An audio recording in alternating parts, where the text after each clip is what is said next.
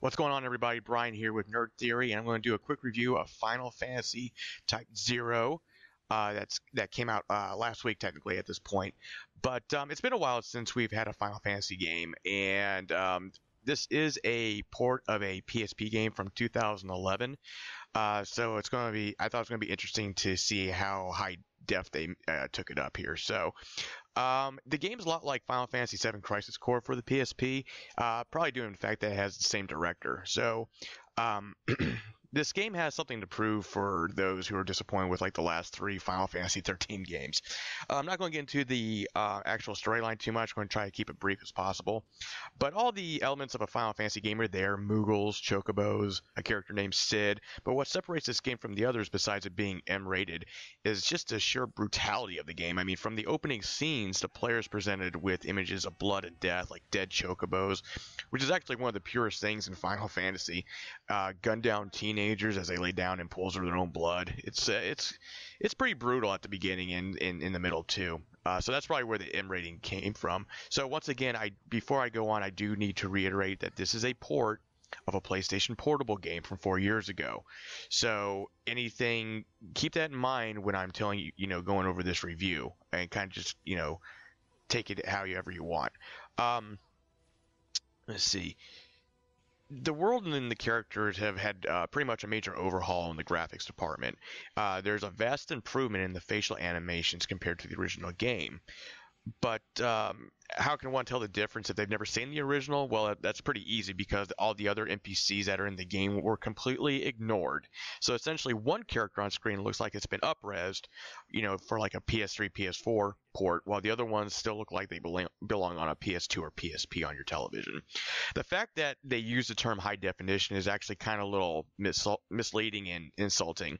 The HD is used a bit loosely, especially when the entire game is not completely done to the point where cutscene characters are extremely uneven, and it's not even a visually minor issue. So if someone's going to label HD on a game, make sure the entire game has been HD and not just certain portions of it.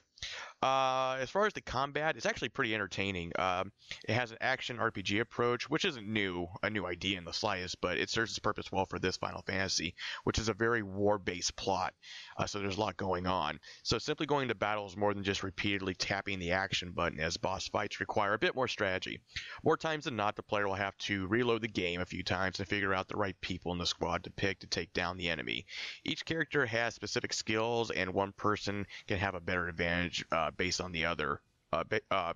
From another based on their choice of weapons. So if you have like a flying boss, you might want to get somebody with like maybe a whip or guns as opposed to someone with like a sword or not or anything like that.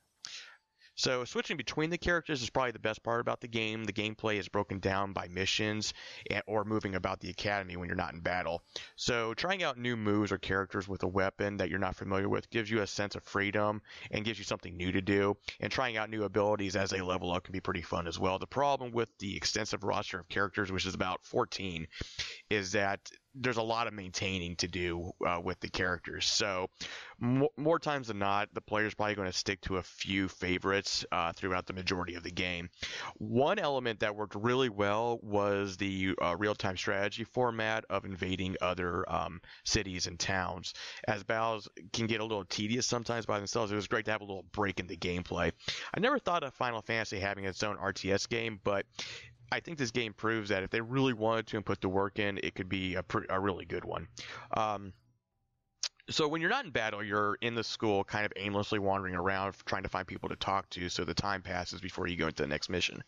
The reason doing this is to get a decent story from each of the characters to add to the plot a little bit.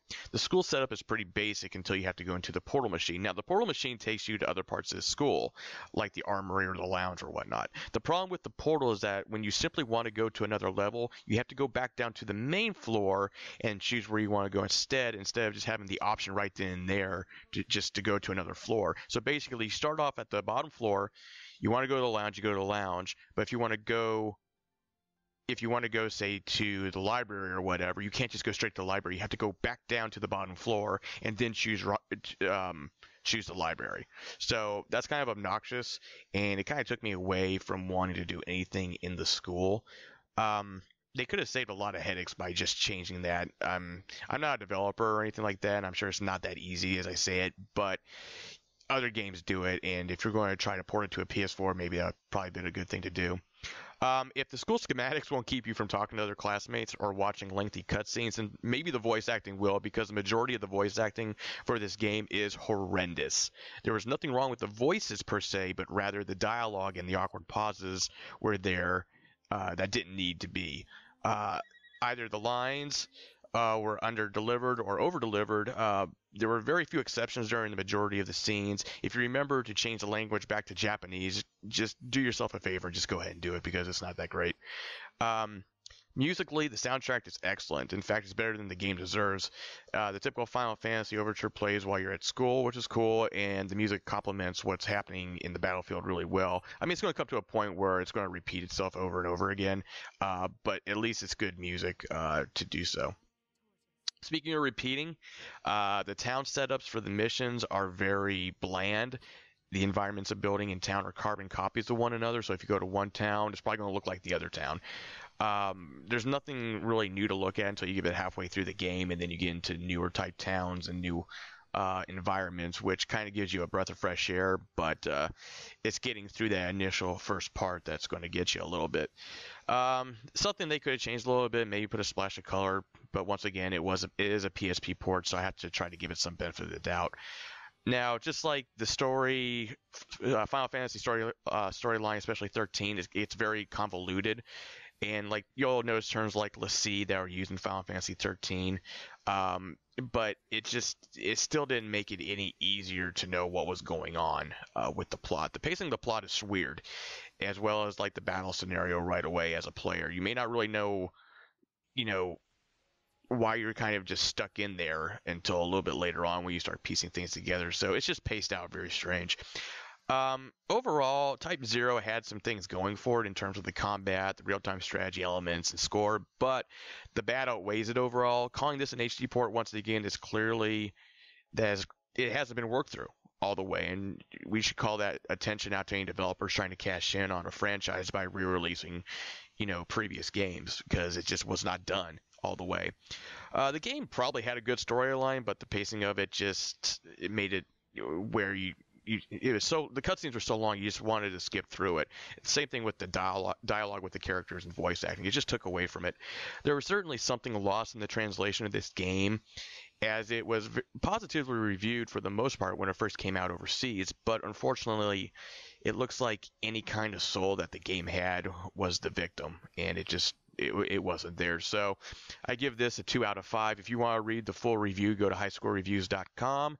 I'm Brian. Please subscribe to the Nerd Theory channel, and I'm out.